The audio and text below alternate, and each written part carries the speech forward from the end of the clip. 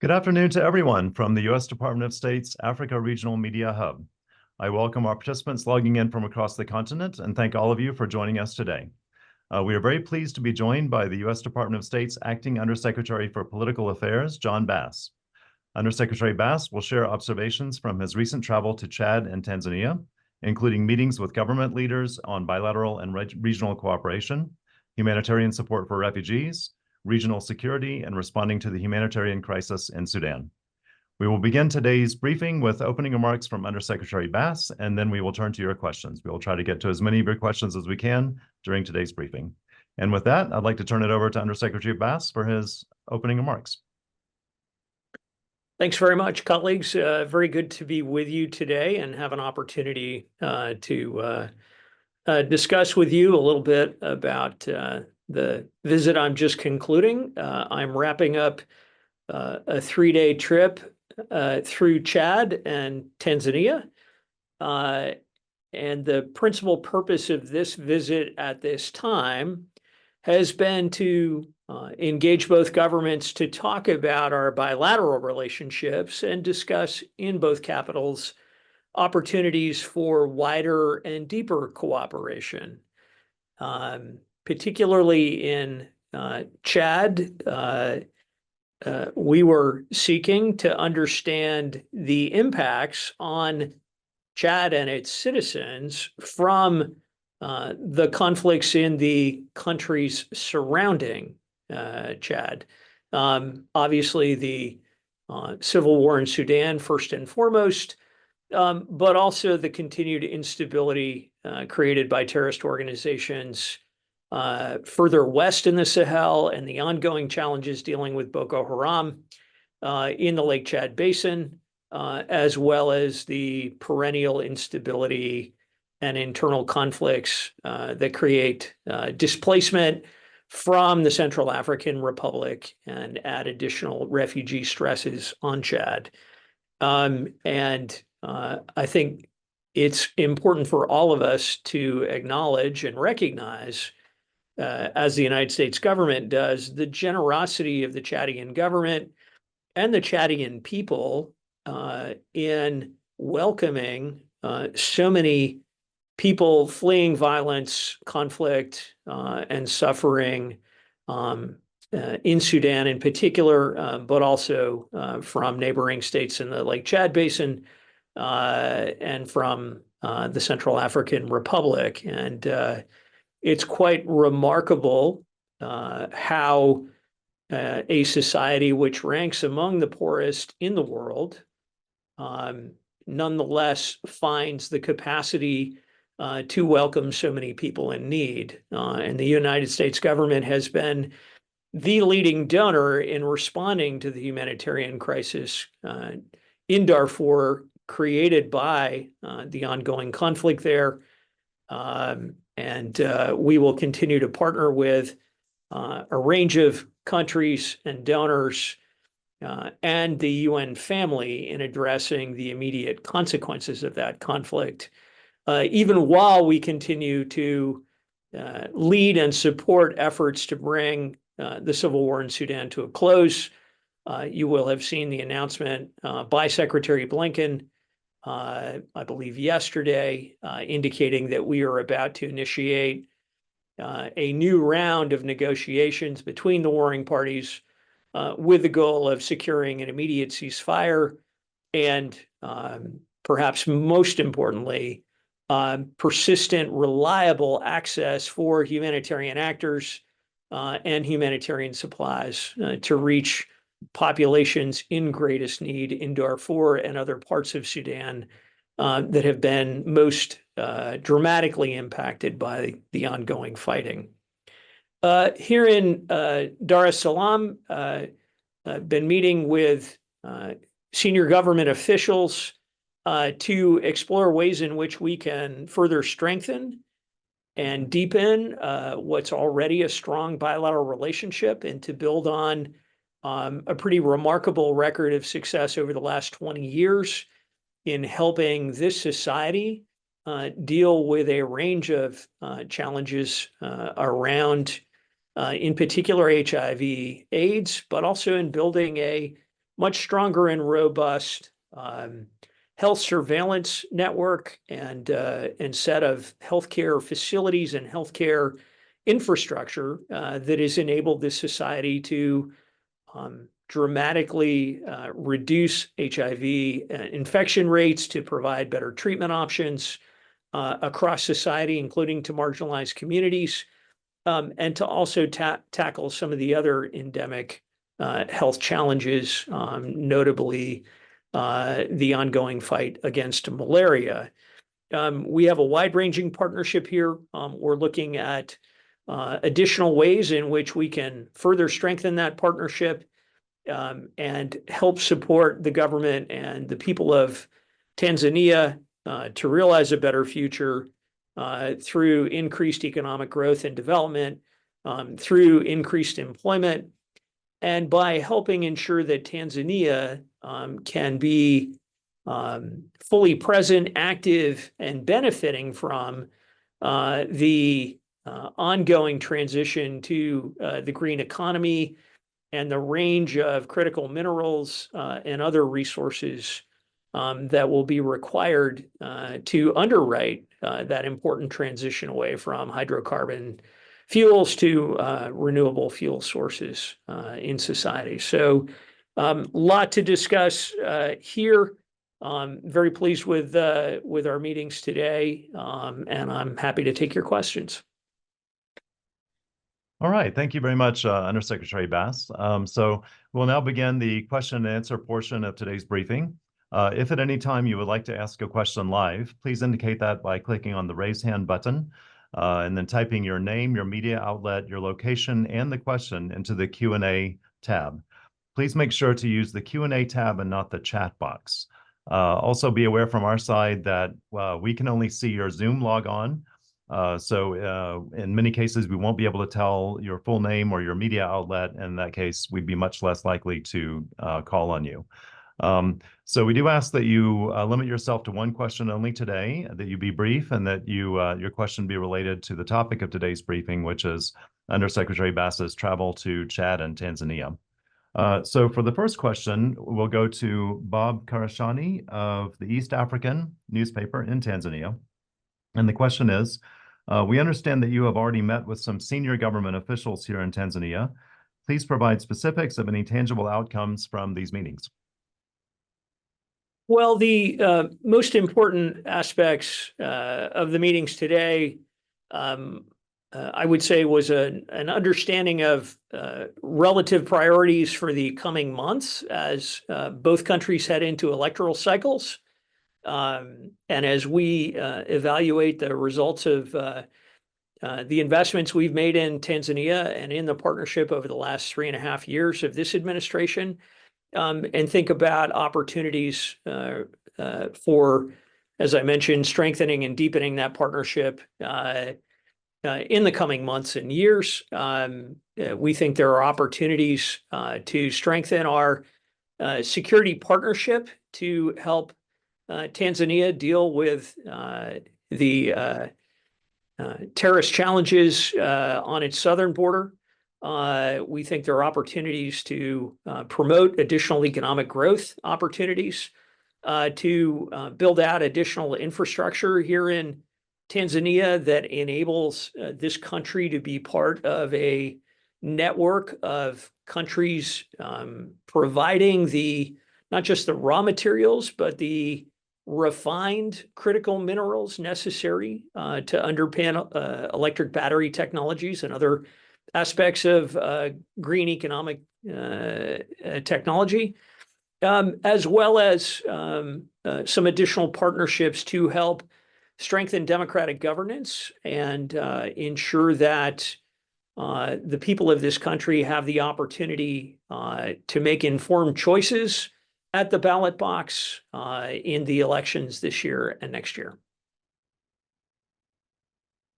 All right, thank you very much, Undersecretary. So the second question will go to Lucia Blanco of EFE, the Spanish international news agency based in Kenya. And her question is, what is the current situation for refugees coming in from Sudan into Chad? So the situation writ large is quite challenging. The Chadian government is hosting an estimated 625,000 refugees fleeing the conflict, principally, but not solely from Darfur. The Chadian government has been quite generous in organizing opportunities for those refugees to relocate temporarily into conditions that allow them over time to address some of their own food needs by growing crops or grazing livestock that may have come with them, as the government continues to support a range of efforts by the international community, principally through the UN family, to provide for their immediate needs in terms of emergency medicine, nutrition, and clean water. All right, very good. We have another question from Wilson Malima of Daily News in Tanzania. And the question is, as part of strengthening diplomatic ties, what new initiatives or areas of collaboration did Undersecretary Bass explore with Tanzanian officials, I think that is, in both social, economic, and political areas? Well, as I mentioned in response to the earlier question, we discussed with senior Tanzanian officials opportunities for a more structured dialogue in which we can try to identify and problem solve ways to deal with some of the potential impediments, whether real or perceived, to additional foreign direct investment, to increased trade, and to increased exchanges between both societies in the coming years. Some of those things have to do with the regulatory environment here. Some of them may have to do with some of the macroeconomic fundamentals. But we're committed in the coming months to building on today's discussion with some more technical discussions about the ways we can further strengthen our cooperation. Thank you, Undersecretary. I'd just like to remind the journalists that if you would like to ask a question on this call, to please type your question into the Q&A box. And also, please indicate your full name, your media outlet, and where you're joining us from. Otherwise, we won't really be able to tell who you are. Okay, so next question comes from Eric Schmidt of the New York Times. And Eric's question is, in Chad, did you discuss whether the U.S. Special Forces that left the country earlier this spring will return? So, Eric, thanks for that question. A key aspect of what we discussed with the Prime Minister and senior government officials was precisely the needs of the Chadian government and of the multinational joint task force that is combating Boko Haram in the Lake Chad Basin region. It was an important reminder of the unfortunate reality that even as we deal with comparatively new conflicts, such as the one in Sudan, it's really important that we continue to support partners like the Chadian government who are continuing the effort to deal most acutely with the challenges posed by Boko Haram. And I was pleased to have a chance to sit down with the leadership of the Lake Chad Basin Commission to include representatives from all of the governments in that geography, Chad, Cameroon, Nigeria, and Niger, to talk about ways in which they think we can, as the United States, most effectively continue to support the efforts not only to deal with the military aspects of the challenge, but also to continue to support efforts with demobilization and reintegration of former combatants into their respective societies in ways that help to ensure they don't return to violent extremism or terrorism in the future. All right, thank you very much. We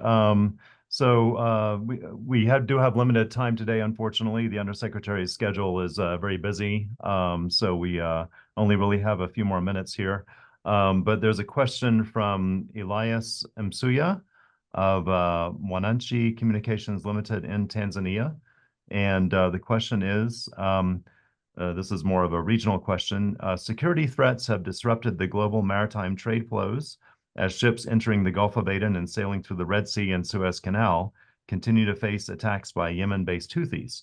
How does the U.S. intervene to ease trade to the East African region? Well, since the onset of the Houthi aggression against maritime shipping and vessels, whether they're naval vessels or commercial vessels, transiting the shipping lanes through the Red Sea and the Gulf of Aden, the United States first built a partnership with a number of other countries to provide naval escorts that in many cases have prevented Houthi attacks on commercial shipping from being successful. And we continue to work to ensure the shipping lanes are open and available for commerce, but also continue efforts to try to persuade in whatever fashion we can, or some of the countries that talk with the Houthis can, to try to persuade them to stop this aggression against commercial shipping that ultimately has an enormous impact on neighboring states. Part of the problem in getting humanitarian assistance to people who are suffering in Sudan is because of the impacts on shipping through the Red Sea to Port Sudan, for example. The Houthi aggression has had a big impact on a number of economies along the Red Sea and down through East Africa that depend heavily on maritime commerce for exports and trade. And so I think it's quite important to remember that this unprovoked aggression by the Houthis has much wider impacts, and it's incumbent on all of us to continue to try to bring that aggression to an end.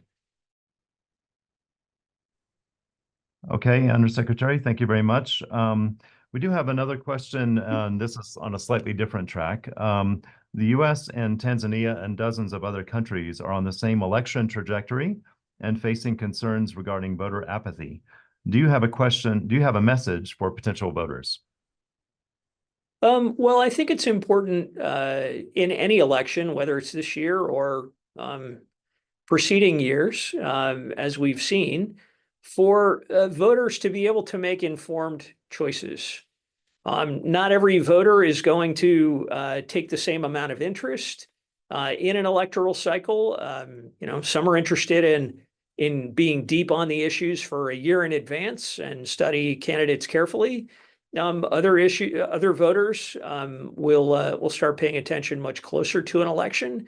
But in both cases, I think the common denominator is ensuring that there is an environment around that election that allows for voters in whatever country it is to have information available to them about what candidates' views are on the issues that matter most to those voters, to be able to compare and contrast, and then to be able to exercise their right to vote, to help choose their leadership, whether it's a local leader or somebody at a regional or a state or a national level. And there's a lot of things that go into that, obviously, but a key piece of it is ensuring that the press can operate freely without impediment to share information, to question candidates, to fact check. Part of it is to ensure that voters have the ability to try to discern fact from fiction. and deal with some of the challenges created today by the ways in which disinformation spreads in the digital space. But then importantly, it's important that there be an environment in which voters are confident that they can go and cast their ballot, make their choice safely, securely, and freely without intimidation or threat of retaliation as a result of the choice they offer. And then for those voters to have confidence that the results of the election accurately reflect the will of the voters. Thank you very much. So we're closing in on the end of the briefing, but there is one last question. I really like this one, Undersecretary Bass. So Africa is the world's youngest continent. How does the United States plan to engage African youth? Well, by trying to meet African youth where they are, which is increasingly not simply in their countries of residence, but in the digital landscape. And we've undertaken a range of steps in recent years to create opportunities for African youth in different societies to tell us what concerns them, what interests them, what excites them, what motivates them about their communities, their lives, what their aspirations are for their own futures. And to begin engaging them in a range of different formats, including virtually, to try to be responsive to those needs, create opportunities for them to interact with Americans of like age or like inclination, take advantage of educational opportunities in the United States, sometimes remotely, but importantly to have opportunities in virtual or in-person fora to share experiences and perspectives with folks of the same age from across the continent or from within a particular region on the continent, to share perspectives and sometimes problem solve together and imagine their own future working together. All right. Thank you very much, Undersecretary Bass. You've been very generous with your time today.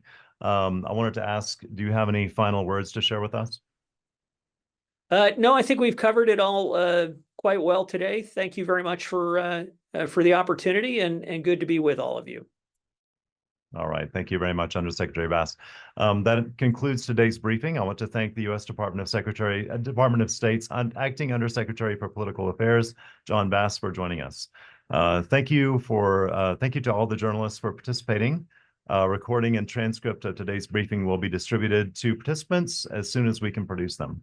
If you have any questions about today's briefing, you may contact the Africa Regional Media Hub at afmediahub@state.gov.